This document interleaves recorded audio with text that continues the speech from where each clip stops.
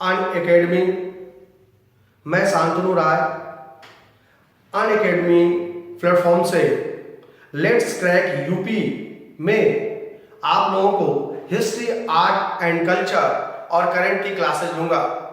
मैं उम्मीद करता हूं कि आप लोगों को अच्छे और उपयोगी ज्ञान से रूबरू कराऊंगा। तो आइए मिलकर एक नई शुरुआत करते हैं और आज शुरुआत करते हैं इतिहास के उस टॉपिक से जिसका नाम है 1857 का विद्रोह। 1857 का विद्रोह। सबसे पहले हम इसमें इस बात की चर्चा करेंगे कि 1857 के विद्रोह के कारण क्या थे, 1857 के विद्रोह के असफलता के कारण क्या थे, 1857 के विद्रोह का परिणाम क्या था और 1857 के विद्रोह का स्वरूप क्या था। सबसे पहले हम चर्चा करेंगे कि 1857 के विद्रोह का कारण क्या था।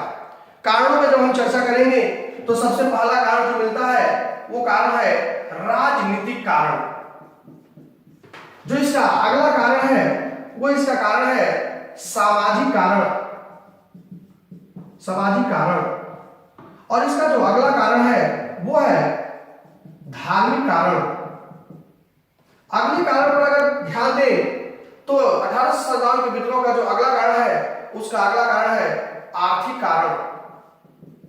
अन्य कारण पर अगर ध्यान दें तो इसका अन्य कारण है सैन्य कारण और अगला कारण है तात्कालिक कारण। हम एक एक कारणों पर चर्चा करेंगे। जो राजनीतिक कारण है, इस राजनीतिक कारण में जो महत्वपूर्ण कारण है वो है व्यक्तिगत के सिद्धांत, व्यक्तिगत के सिद्धांत, सहायक संधि, सहायक संधि,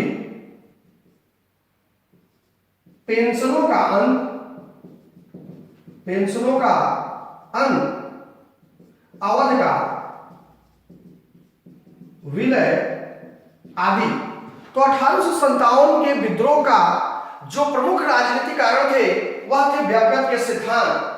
व्यक्तिगत का सिद्धांत वह सिद्धांत था जिस सिद्धांत के माध्यम से वैसे राजा जिनके वैध उत्तराधिकारी नहीं होते थे उनके मृत्यु के पश्चात उनके राज्य को ब्रिटिश सरकार के द्वारा अपने साम्राज्य में मिला लिया जाता था।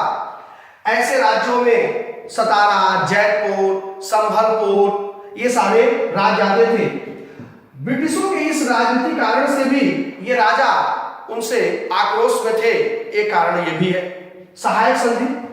ब्रिटिशों ने जिन जिन राज्यों के साथ, जिन जिन राज्यों के राजाओं के साथ सहायक संधि की, उस सहायक संधि के माध्यम से उन राजाओं को अप्रत्यक्ष रूप से ब्रिटिश अपने नियंत्रण में ले लिए। सहायक संधि के माध्यम से सहायक संधि करने वाले राज्यों को अपने राज्य में एक ब्रिटिश रेजिडेंट रखना होता था।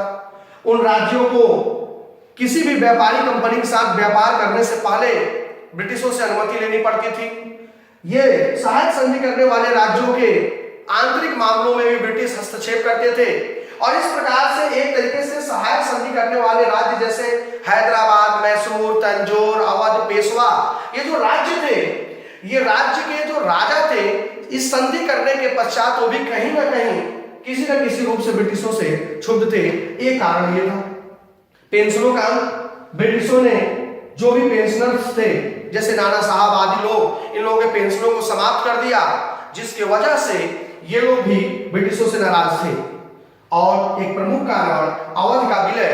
कुशासन के आधार पर ब्रिटिशों ने अवध का विलय अपने साम्राज्य में कर लिया, जो एक प्रमुख राजनीतिक कारण था।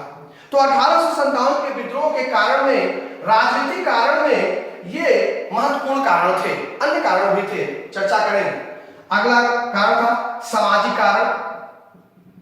ब्रिटिशों ने तत्कालीन भारत में व्याप्त सती प्रथा जैसे कुप्रथा को समाप्त किया, परंतु तत्कालीन समाज में सती प्रथा को अच्छी प्रथा माना जाता था। तो उस समय के समाज में लोगों को यह एहसास हुआ कि ब्रिटिश हमारे सामाजिक मामलों में हस्तक्षेप कर रहे हैं और सती प्रथा को समाप्त किए। इस वजह से भी एक विद्रोह का कारण बना। अगला, विधवा विवाह को प्रोत्साहन दिया गया। विधवा विवाह को प्रोत्साहन देने के कारण भी ब्रिटिशों के खिलाफ एक सामाजिक आंदोलन की शुरुआत हुई और यह भी एक प्रमुख कारण था। ब्रिटिशों ने बाल विवाह पर पाबंदी लगाई, ब्रिटिशों ने शिशु हत्या पर पाबंदी लगाई। ये सब तत्कालीन समाज में उस समय के लोगों को यह लगा कि ब्रिटिश हमारे सामाजिक जीवन में हस्तक्षेप कर रहे हैं, तो उनके खिलाफ विद्रोह का एक प्रमुख कारण सामाजिक कारण भी हुआ। धार्मिक कारण में प्रमुख कारण था एक धार्मिक अयोग्यता अधिनियम। धार्मिक अयोग्यता अधिनियम का पारित किया जाना।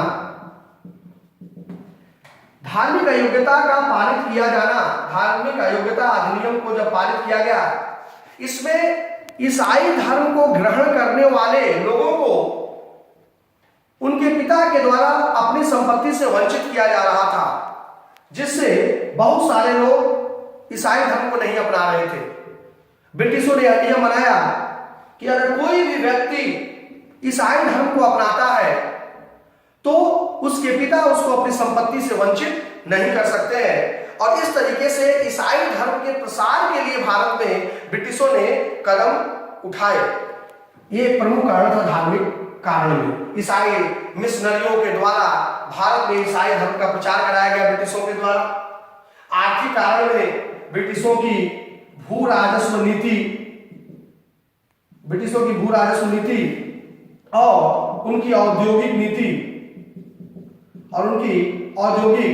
नीति कारगर रही। ब्रिटिशों की भू राजस्व नीति और औद्योगिक नीति ने भारत को एक उपनिवेश बनाकर छोड़ दिया, या ब्रिटिश साम्राज्य को आर्थिक उपनिवेश बनाकर छोड़ दिया। ब्रिटिशों ने अपनी आवश्यकताओं की पूर्ति के लिए समय समय पर भू राजस्व की दरों में परिवर्तन किया, अलग अलग क्षेत्रों में अलग अलग भू राजस्व का निर्धारण किया, जैसे अस्थायी भू राजस्व व्यवस्था या जमींदारी व्यवस्था या इस्तमरारी व्यवस्था। यह तीनों नाम एक ही व्यवस्था से संबंधित है। जमींदारी व्यवस्था इसी से संबंधित है। उसके बाद उन्होंने रैयतवाड़ी व्यवस्था जैसी भू राजस्व व्यवस्था की स्थापना की। जब औद्योगिकरण हुआ तो औद्योगिकरण के समय कच्चे माल और पूंजी की आवश्यकता थी, जिसके लिए उन्होंने महलवाड़ी व्यवस्था की शुरुआत की। तो ब्रिटिशों की आर्थिक नीति ने, खासकर इनकी भू राजस्व और औद्योगिक नीति ने भारत को अपना आर्थिक उपनिवेश बनाकर छोड़ दिया। इस प्रकार से ब्रिटिशों के आर्थिक कारणों ने भी इस विद्रोह को उत्पन्न करने में महत्वपूर्ण भूमिका बनाई। सैन्य कारण, 1857 के विद्रोह का जो सैन्य कारण था वह था जनरल सर्विस इनलिस्टमेंट एक्ट का पारित होना। ब्रिटिशों ने जनरल सर्विस इनलिस्टमेंट एक्ट पारित किया और इस एक्ट के माध्यम से भारतीय सैनिकों को समुद्र पार जाना अनिवार्य कर दिया गया, जिसके विरोध में सैनिकों ने कदम उठाए। अगला, भारतीय सैनिकों के साथ नस्लवाद के आधार पर भेदभाव किया जाता था। भारतीय सैनिकों को सर्वोच्च पद पर नहीं नियुक्ति दी जाती थी, उनके वेतन भी कम थे और उनके साथ यह भेदभाव किया जाता था, जो एक सैन्य कारण है 1857 का विद्रोह का। छात्रों, 1857 का विद्रोह का जो सबसे प्रमुख कारण है वह है तात्कालिक कारण, और यह है तात्कालिक कारण चर्बी वाले कारतूस का प्रयोग।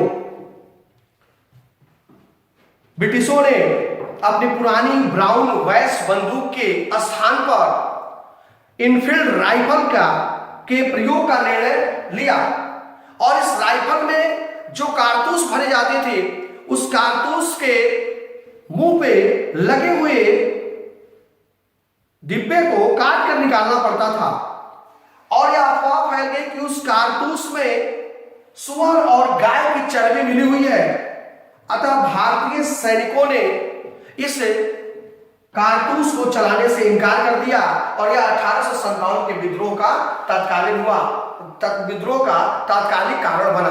और इस प्रकार हम देखते हैं कि 1857 के विद्रोह का यह एक कारण है जिसमें राजनीतिक कारण, सामाजिक कारण, धार्मिक कारण, आर्थिक कारण, सैन्य कारण और तात्कालिक कारण प्रमुख थे। तो ये 1857 के विद्रोह थे।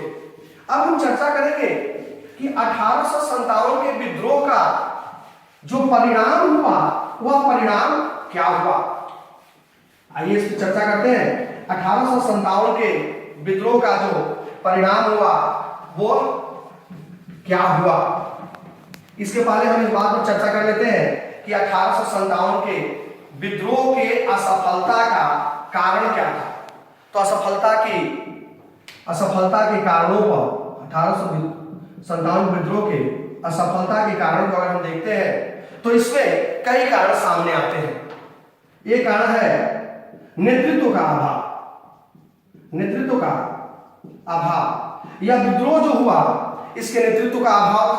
अगला इसका कारण था कि यह विद्रोह समय से पहले हो गया। उसके पश्चात असफलता का अगला कारण है कि इस विद्रोह को बुद्धिजीवियों और छात्राओं का समर्थन नहीं मिला। अगला जो कारण है कि ब्रिटिशों के प्रशिक्षित सैनिकों के सामने हम टिक नहीं पाए। और अगला जो असफलता कारण था कि कुछ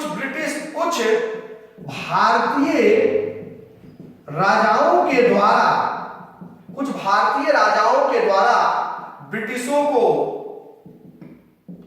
सहयोग दिया गया।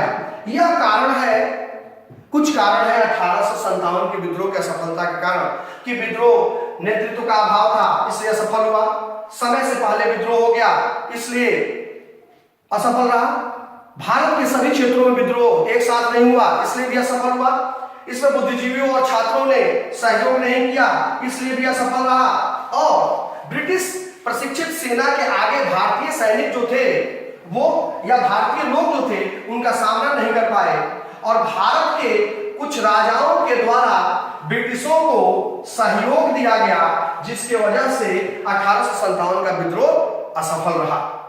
अब चर्चा करते हैं 1857 के विद्रोह के परिणाम पर। 1857 के विद्रोह का जो परिणाम हुआ वह यह हुआ कि 1858 का एक्ट पारित हुआ। एक 1858 का एक्ट आया और इस 1858 के एक्ट के माध्यम से भारतीय क्षेत्र के प्रशासन पर कंपनी के एक अधिकार को समाप्त कर भारत में शासन करने का अधिकार ब्रिटिश क्राउन को दे दिया गया। 1858 का एक्ट जब आया कंपनी के शासन का एक अधिकार समाप्त हुआ। इस एक्ट के द्वारा भारत के गवर्नर जनरल को वायसराय बना दिया गया और अब भारत में शासन सीधे ब्रिटिश क्राउन के द्वारा किया जाने लगा। इसके पश्चात एक अधिनियम पारित किया गया और उसके द्वारा भारतीय सिविल सेवा की बात की गई। कहा गया कि अब योग्यता के आधार पर लोगों का चयन किया जाएगा, किसी के साथ कोई भेदभाव नहीं किया जाएगा। ब्रिटेन में एक भारत सचिव के पद का सृजन किया गया और वो भारत सचिव के पद के सृजन को करने के पश्चात उसके साथ 15 सदस्यीय मंत्रिमंडल की व्यवस्था की गई जिसमें 8 सदस्य सरकार द्वारा मनोनीत होने थे और 7 कोर्ट ऑफ डायरेक्टर के द्वारा मनोनीत होने थे। महारानी ने घोषणा की कि जो भी राजाओं के अधिकार है पूर्ववत वो अधिकार फिर से बना दिए जाएंगे, बहाल कर दिया जाएंगे। उन्होंने राजाओं को यह विश्वास दिलाया कि आपके सम्मान को पुनः वापस किया जाएगा। आपके साथ जो भी व्यवस्थाएं हैं पूर्ववत वैसे ही बनी रहेंगी। और इस प्रकार इस एक्ट के माध्यम से गवर्नर जनरल को वायसराय बनाने के पश्चात प्रथम वायसराय लॉर्ड कैनिंग बनता है और ब्रिटेन के क्राउन के द्वारा भारत के अधिग्रहण की घोषणा कैनिंग ने इलाहाबाद के दरबार में की। ये 1857 के परिणाम हुए। Thank you. अगली क्लास में फिर आपसे मिलेंगे। धन्यवाद। आपके उज्जवल भविष्य की कामनाओं के साथ मैं शांतनु राय। स्टॉप।